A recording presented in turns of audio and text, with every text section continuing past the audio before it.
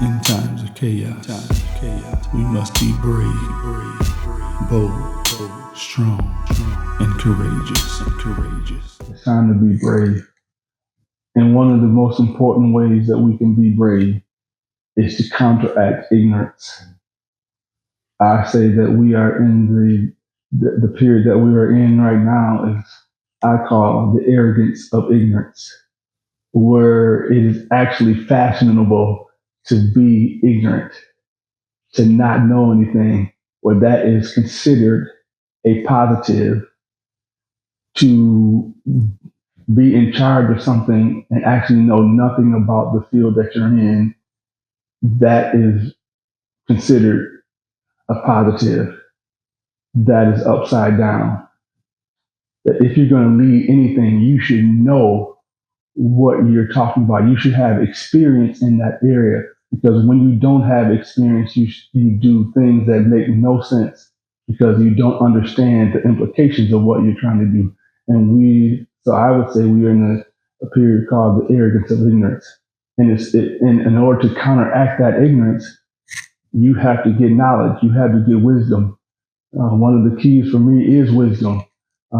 Understanding what wisdom is. Wisdom is knowledge and understanding.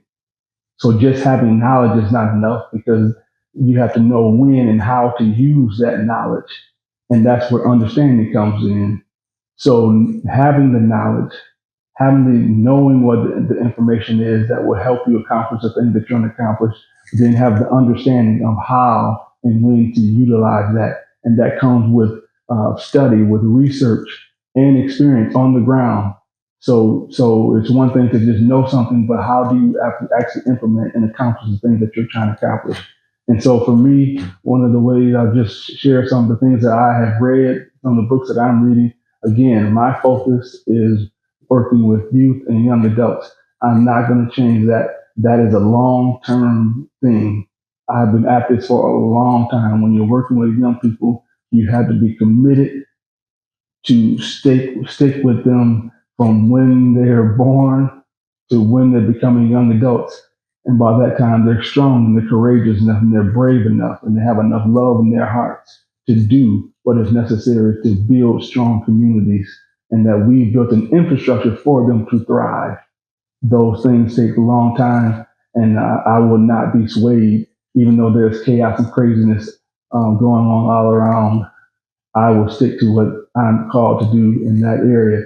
So some of the things that I'm trying to read, I've read this book right here, From Fear to Love, by Brian Post. This is an excellent book. I've read this book over and over, but using a model, especially in this day where fear seems to be the thing that people are trying to do, make us fear. And I'm talking about be brave. It's important when you're working with young people to be brave, especially he's talking about parents of adopted kids, but I think it's applicable to all kids, about recognizing that a lot of times when kids act out, it's actually fear that they're responding to, and you have to be brave with your love.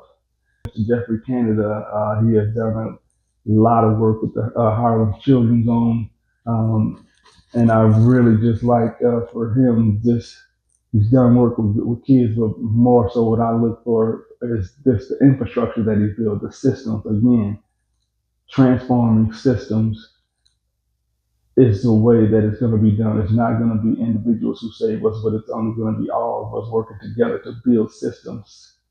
And then one of the stalwarts of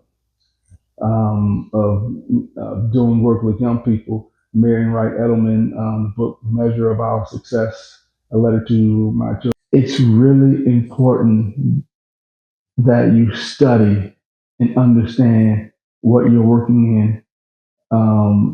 Again, I do a lot of work with young people. I've read a lot of books with young people, but one of the things I'm really trying to do is infrastructure development, that teaching young people how to build infrastructure and build systems, because that's how you combat systems that are unjust, systems that are racist, systems that our educational system that is not really developing our young people. It might be giving them some knowledge, but is it giving them the understanding so that they have wisdom? So for me, it's really about building infrastructure, especially from these local communities, so that people have the systems to fight back. I'm proud to be me. My brown skin tries to tell me the essence of my rich history, the roots of our strong legacy. We've been fighting this battle for so long. We've been holding up the bloodstained banner, so we soldier on. Your skin, my skin, the skin we in. It only complements the beauty within. The real power is in your soul. Let me tell you about my ancestors so